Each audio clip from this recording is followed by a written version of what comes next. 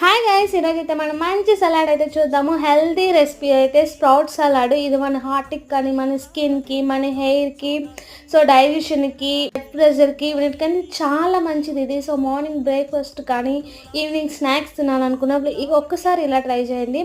పచ్చపప్పులు, చిన్న శనగలు, సో పల్లీలు ఇవన్నీ ఓవర్ నైట్ నానపెట్టుకొని మార్నింగ్తో బాగా వాష్ చేసి ఒక క్లాత్ తీసుకొని దానికనే ఒకటి పెట్టుకునేయండి.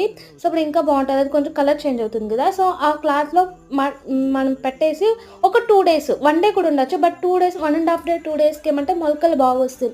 మన మొలకలు ఎంత బాగా వస్తే మన హెల్త్ బెనిఫిట్స్ అంత బాగుంటుంది.